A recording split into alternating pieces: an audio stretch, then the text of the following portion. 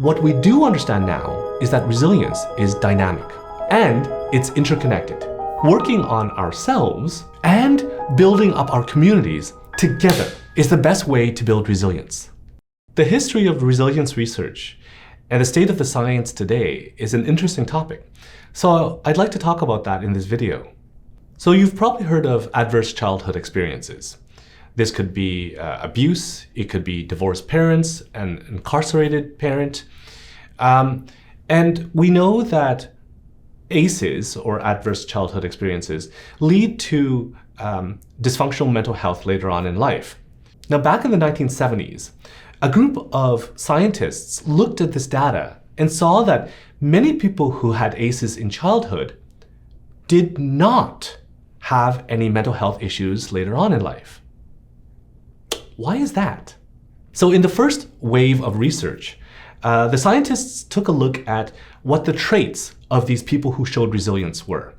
And they found that these people were intelligent, they were able to focus on tasks and achieving goals, they were competent, and they were prosocial. Now, I think that the media got wind of this, and then they got carried away with this lore or this myth of the resilient person. Now, popular culture is always a couple of steps behind the research, or they don't want to report on what the research is showing because it's not as sexy. Because the second wave of resilience research asked the question, how did these resilient people become that way?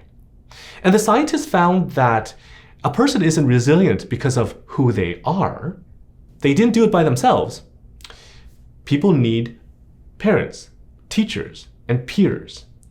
An individual's characteristics are created with their daily interactions with the community around them.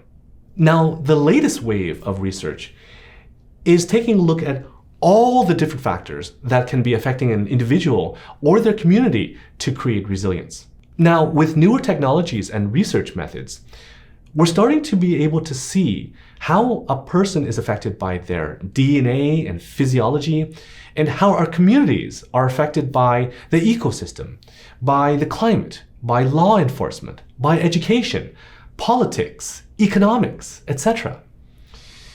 So resilience researchers are now trying to connect researchers or scientists from many different fields to see how they all interact to create resilience through different challenges at an individual level and at a community, at national and global levels. The research also shows that just because a person is able to overcome one challenge doesn't mean that they're able to overcome all the challenges that come their way.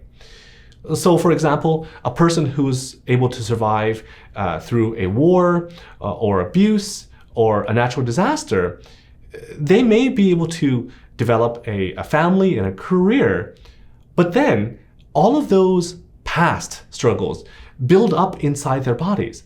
So it limits their capacity, and then they might be overwhelmed by something simple later on, such as a back injury or simply moving to a new city. There's a lot that we still need to discover and understand, but what we do understand now is that resilience is dynamic.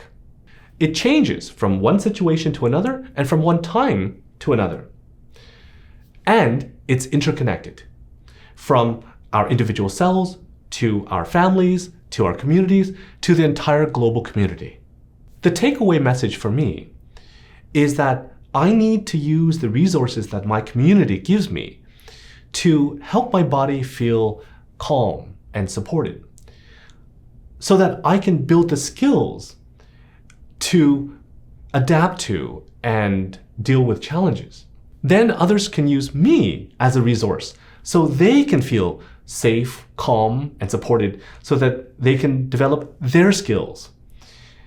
And then later on in life, when I need it, they become part of my community and source of support. Working on ourselves and building up our communities together is the best way to build resilience.